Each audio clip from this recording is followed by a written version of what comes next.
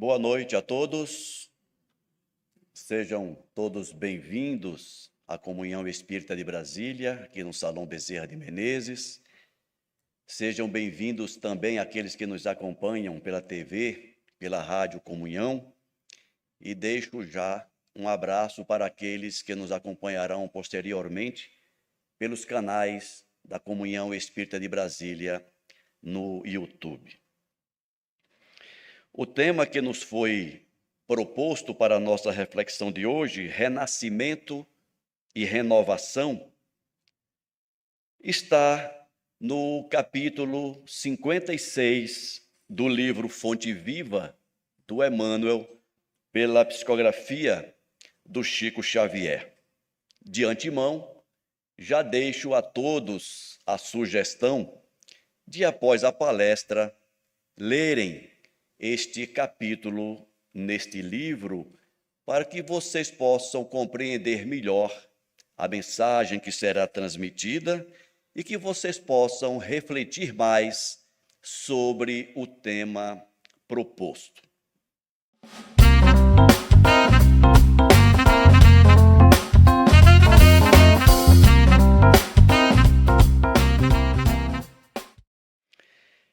No livro Fonte Viva, o título deste capítulo é Renasce Agora. E o capítulo começa com um trecho do Evangelho de João, quando ele diz: aquele que não nascer de novo não pode ver o reino de Deus. E a leitura preparatória que o nosso dirigente fez traz também a reflexão para a questão do renascimento físico, pela reencarnação. Mas a abordagem que nós queremos fazer neste encontro não é do renascimento físico. Daí vocês me permitirem uma leitura rápida do primeiro parágrafo, quando o Emmanuel nos diz o seguinte: a própria natureza apresenta preciosas lições nesse particular. Sucedem-se os anos com matemática precisão, mas os dias são sempre novos, dispondo assim de 365 ocasiões de aprendizado e recomeço. Anualmente, quantas oportunidades de renovação moral encontrará a criatura no abençoado período de sua existência? Conserva do passado o que for bom e justo, belo e nobre, mas não guardes do pretérito os detritos e as sombras, ainda mesmo quando mascarados de encantador revestimento. É desse renascimento que eu quero lhes falar. Estamos chegando ao final de mais um ano. Como nosso dirigente lembrou, esta é a última segunda-feira do ano. E esta é a última palestra que eu faço na comunhão neste ano. E a mesma reflexão que eu tenho feito para mim, sugiro que cada um de vocês façam para si. De que me valeu esses 365 dias? Qual o saldo desse investimento que a natureza fez em mim, me concedendo 365 ocasiões de reflexão e renascimento? Qual o saldo que eu computo no meu psiquismo como consequência das palestras que eu ouvi este ano? Qual é o saldo que eu computo na minha alma das oportunidades que esta existência me favoreceu? E por que que eu sugiro esta reflexão? É porque isto é o objetivo da vida na Terra. Nenhum de nós, durante o planejamento reencarnatório, programou reencarnar para ter dinheiro, para ter posses, para assumir determinado cargo. Mas todos nós, durante a preparação desta encarnação, juntamente com os nossos guias e mentores, programamos um renascimento espiritual que poderá nos elevar nos degraus da espiritualidade a posições mais próximas daquele que nos serve de guia e modelo, Jesus de Nazaré. Então, ao final deste ano, neste momento em que nos aproximamos do final de mais um período nesta terra, neste planeta, como espíritos relativamente esclarecidos pela doutrina espírita, nada mais natural e necessário de que façamos esse balanço. Em outras ocasiões, eu já sugeri que cada um de vocês aqui presentes refletisse sobre por que estão aqui agora. Por que que nós não estamos em nossas casas, descansando, vendo um filme? Por que que nós saímos da nossa casa e viemos aqui para a Comunhão Espírita de Brasília? Por quê? O que nos move a sair dos nossos afazeres e vir assistir uma palestra numa casa espírita? Tem que ter um porquê. Nós somos capazes de responder esse porquê? Por que que eu sou espírita? Por que que eu estudo espiritismo? São perguntas que merecem respostas, e respostas racionalmente construídas.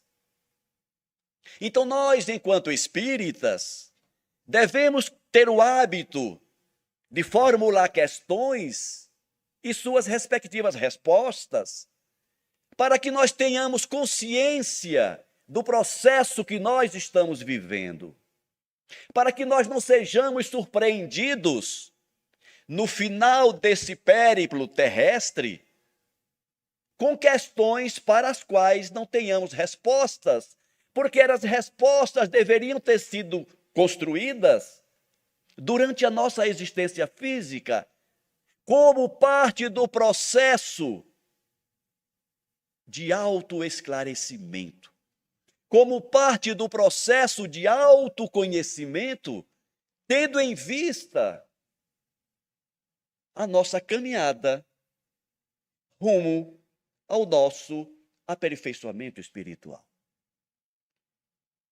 Então, Emmanuel nos traz essa leitura dizendo que a própria natureza nos dá preciosas lições de renascimento.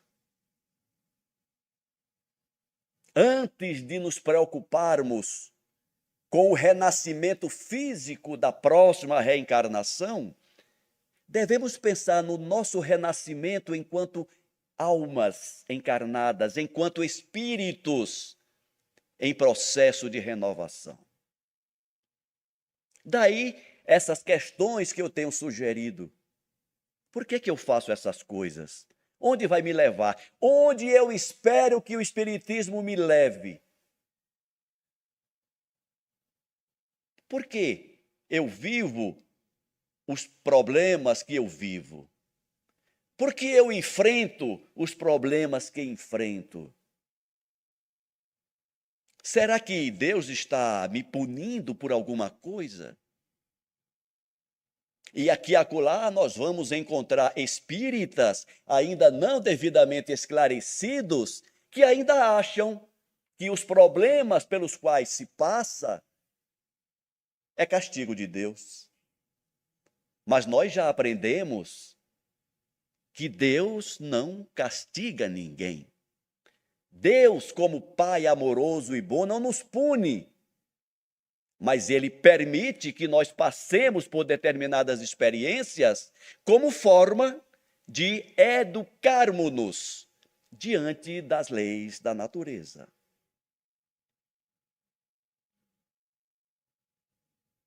E sempre que nós refletimos sobre questões como estas, sempre que nós nos permitimos levantar questões e criar respostas sinceras, nós estamos renascendo. É um renascimento de alma. Agora há pouco, conversando com um colega, falávamos sobre isso. As palestras que nós fizemos há 10 anos atrás sobre determinados temas, se formos fazê-las hoje, é a mesma palestra? Claro que não. Porque em 10 anos nós já renascemos inúmeras vezes. Renascer no sentido de se transformar. Renascer no sentido de aprender com os erros alheios. Renascer no sentido de ver aquilo que nós chamamos de problemas como oportunidades de crescimento. Renascer na nossa forma de perceber o mundo. Nós costumamos dizer que o mundo é igual para todo mundo. Não é. Porque o mundo é aquilo que nós percebemos. Tem um ditado que diz que nós estamos todos no mesmo barco, não é isso? Estamos todos no mesmo barco. E eu digo não, nós estamos no mesmo mar, no mesmo oceano da vida, mas cada um em barcos diferentes. Uns estão com barcos com motor de polpa, né? Que consegue singrar os mares da vida mais rapidamente, mais confortavelmente. Outros estão navegando nesse mesmo oceano em barquinhos de remo. Qual é o teu barco? Você está singrando os mares da vida num barquinho de remo? Fazendo um esforço enorme para pouco resultado? Ou você está singrando os mares da vida num barco potente, confortável? Ora, Ricardo, mas nós aprendemos que conforto não está ligado ao processo de crescimento espiritual. Quem disse isso?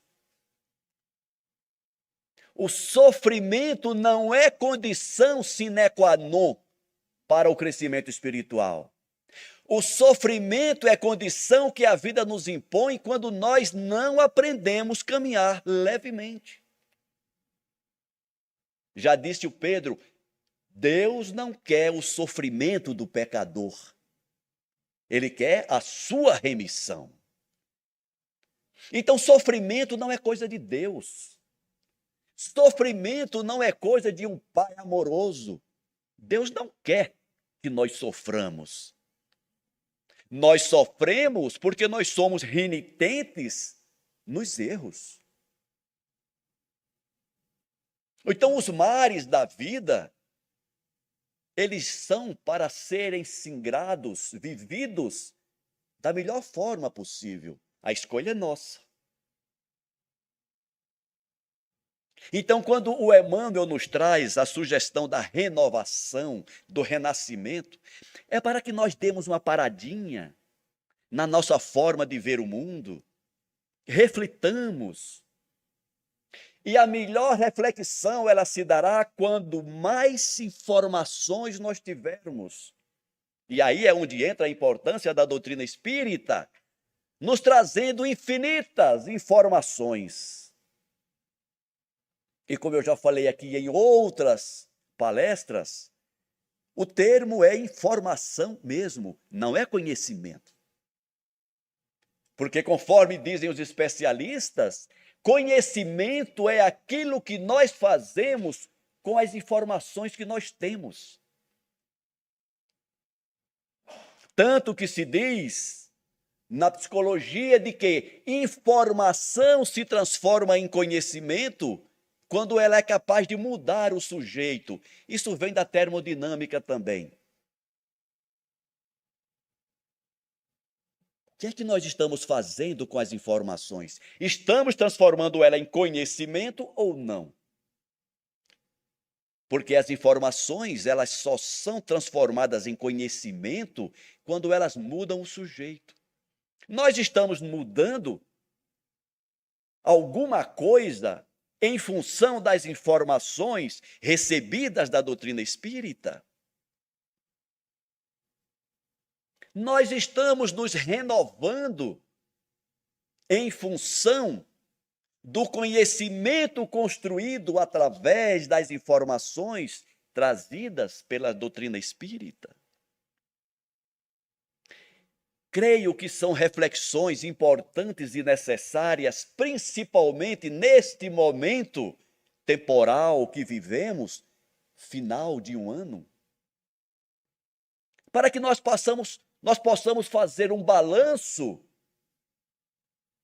desse período que a natureza nos concedeu, para que nós tenhamos condições de adentrar o novo ano com algumas metas definidas, claramente definidas, para que nós possamos adentrar o novo ano com consciência dos erros e dos acertos cometidos no ano que se finda. E tudo isso para tornar a nossa experiência reencarnatória mais didática possível. Porque, como diz, salvo engano meu, o doutor Bezerra de Menezes, um dos maiores sofrimentos do espírito ao retornar à espiritualidade é a consciência do tempo perdido. Então, esta proposta que eu trago para vocês, para nós, nesta última segunda-feira do ano, é para que nós não percamos mais nosso tempo. Pelo menos que daqui para frente não percamos mais tempo. Então vamos fazer valer as aulas de matemática que nós tivemos na infância, na juventude, e vamos computar erros e acertos para que nós possamos observar como é que está o nosso processo. Repito, nenhum de nós veio a este mundo a passeio. Todos nós temos um propósito espiritual numa encarnação. Todos nós. A natureza não está de brincadeira. A espiritualidade superior, comandada por Jesus neste planeta, não está de brincadeira. Os processos reencarnatórios tão bem descritos pelo André Luiz nas suas 16 obras, não é brincadeira. A espiritualidade superior tem um trabalho hercúleo nos dois lados da vida para nos proporcionar oportunidades de crescimento, para que nós atinjamos os objetivos pelos quais fomos criados pelo Pai, o mais rápido e com menos sofrimento possível. E enquanto isso, nós, ou muitos de nós, vivem a experiência reencarnatória como se fosse uma coisa qualquer. Ou pior ainda, como alguns ditos espíritas dizem, se eu não acertar nessa encarnação, eu acerto na próxima. Como se fosse uma coisa boba. Se não fizer agora, eu faço depois, não tem problema. e pelas informações que recebemos da espiritualidade, questionamos esses que assim agem, dizendo: você tem certeza da tua próxima encarnação? Será que vai ser tão fácil assim, como você está pensando? Não sabem que tem irmãos nossos que esperam há séculos na erraticidade uma oportunidade de reencarnar e não obtiveram ainda. Outros amargam milênios até que tenham a oportunidade de reencarnarem. Enquanto isso, nós que estamos aqui, que recebemos a dádiva, a bênção da reencarnação, e tratamos a reencarnação como se fosse algo de só menos importância.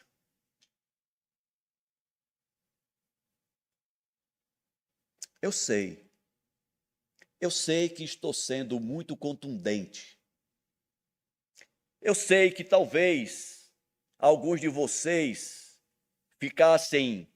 se sentissem melhores diante de uma palestra mais amena, onde eu contasse algumas histórias, onde eu talvez até contasse algumas coisas engraçadas para vocês rirem, e ao final nós sairíamos daqui todos elevados, porque o palestrante teria feito uma palestra gostosa de se ouvir.